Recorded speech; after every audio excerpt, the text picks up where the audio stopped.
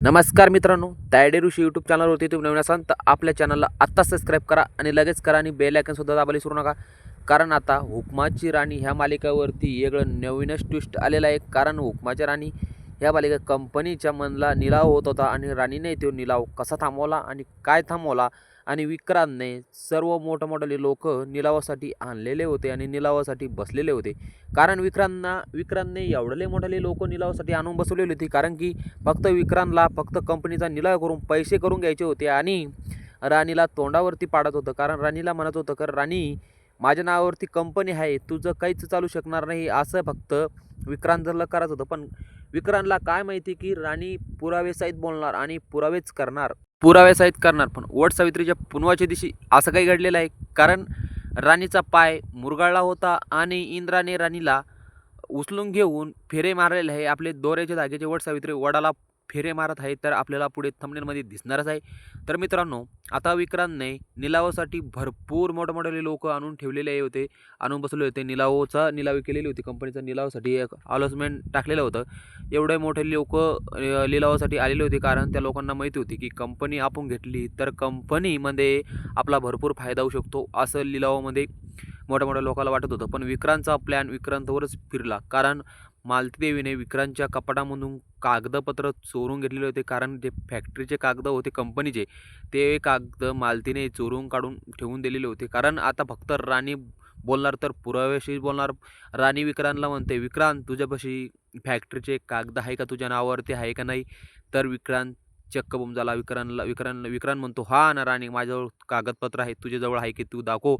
तर राणी म्हणते, विक्रांत, आधी तू दाखव. कारण फॅक्टरी तो निलाव अनाउन्समेंट केली ना, तर आता फॅक्टरी कोणाची होते तर हे थोड्याच वेळामध्ये तुला समजणार आहे, असं म्हणून आपल्या लिलाव्यांशी बोलत असते.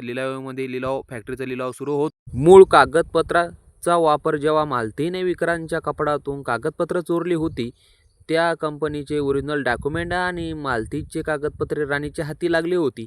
तर लिलावाच्या वेळी मित्रांनो, उपस्थित जेव्हा विक्रांतने कंपनीचा लिलाव करत होता, तेव्हा राणी आणि इंद्रा थेट तिथे पोहोचले.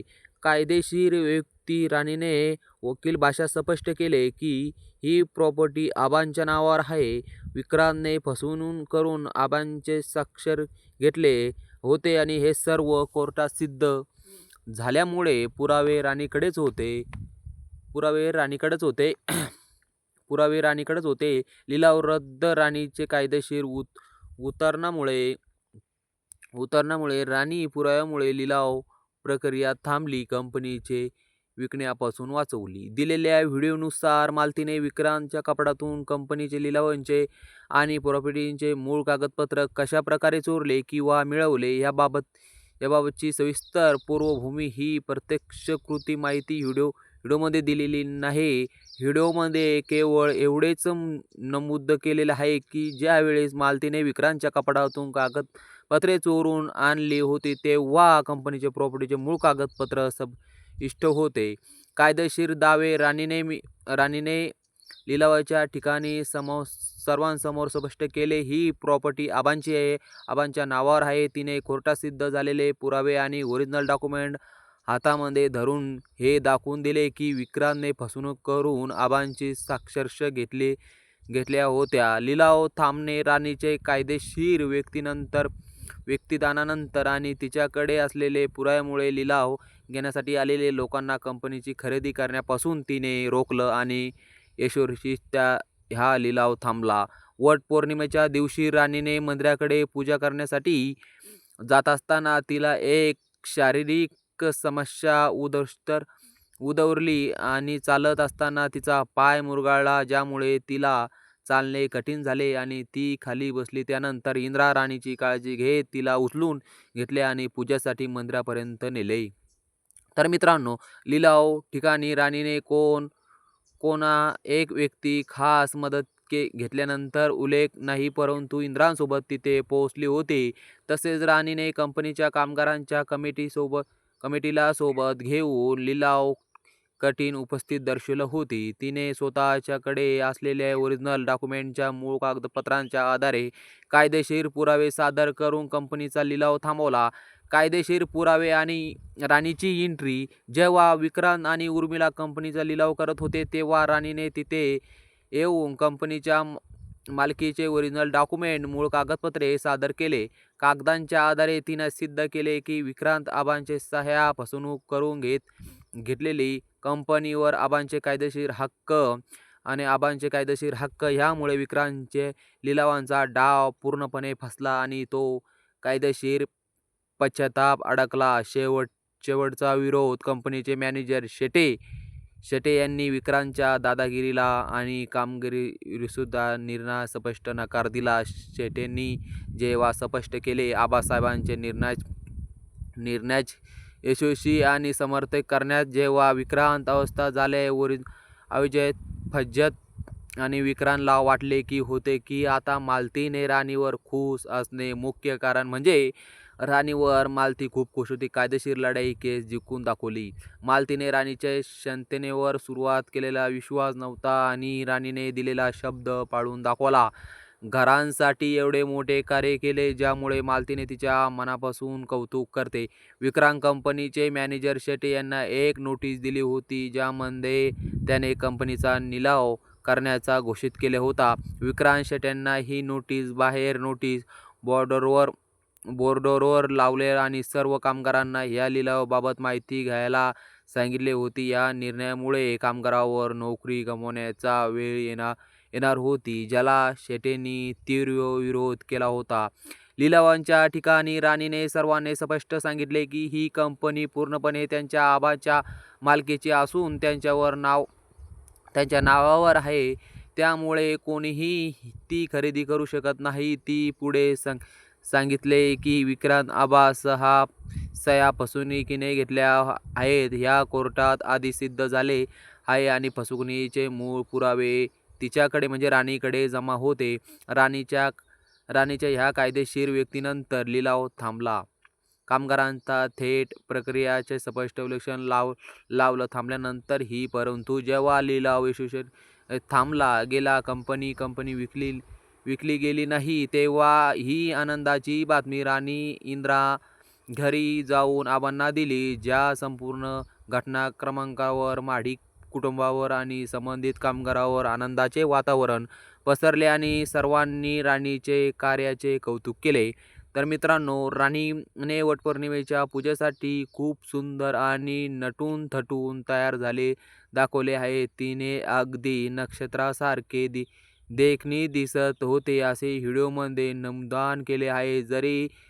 जरी ती विशिष्ट साडी रंगांची किंवा कपड्यांची डिझाईनच्या तपशिलावर उल्लेख नसला तरी तिचे सौंदर्य आणि तिने केलेल्या शृंगारावर पाहून इंदिरा तिच्याकडे आकर्षित झाले याचे दृश्य दिसत आहे. जेव्हा मालतीने विक्रांतच्या कपाटातून कागदपत्र चोरले होते तेव्हा कंपनीचे प्रॉपर्टीचे मूळ कागदपत्र देखील ओरिजिनल डॉक्युमेंट देखील सुद्धा कागदपत्र उपयोगी राणी लिलावांच्या ठिकाणी केलेले. जेव्हा विक्रांत कंपनीचा लिलाव करत होता तेव्हा राणीने हे मुळे पुरावे सादर केले आणि सिद्ध केले की राणीने कंपनी आबांच्या आबाकडेच आहे. हे विक्रांतने केले स्वाक्षरी ही फसवणूक आहे ज्यामुळे राणीला लिलाव यशस्वीपणे थांबवण्यात आला. विक्रांत आयोजित केलेले कंपनीच्या लिलावामध्ये खूप मोठ्या प्रमाणात अनेक लोक कंपनी विकत घेण्यासाठी उपस्थित होते, पण याला राणीने थांबवले.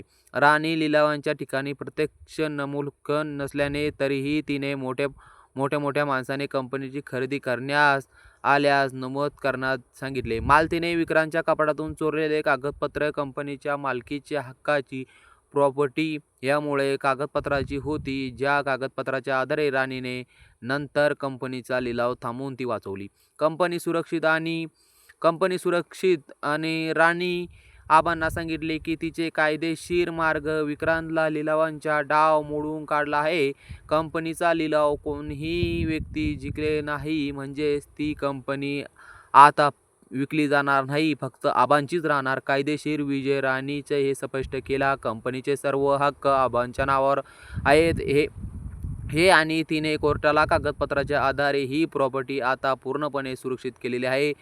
ही बातमी ऐकल्यावर आबांना खूप मोठा दिलासा मिळाला आणि त्या बिघडलेली तब्येत सुधारण्यास मदत झाली. तर मित्रांनो, मालतीने स्पष्ट करते की तिला सुरुवातीला राणीचे क्षमतेवर अजिबात विश्वास नव्हता. याचे मुख्य कारण म्हणजे उपस्थितीत अंत्य कठीण होती आणि माडिक कुटुंबाचे कष्टांचे धार घर धोक्यात होते. मालतीने खात्री वाटत नव्हती की राणी एकटीच इतक्या मोठ्या संकटाचा सामना करून घर परत मिळवून देऊ शकेल किंवा दिले हे शब्द पाळून. हे मात्र जेव्हा राणीने कायदेशीर लढा जिंका घरांचा ताबा मिळवून दिलेला तेव्हा तिचा हा विश्वास दूर होतो.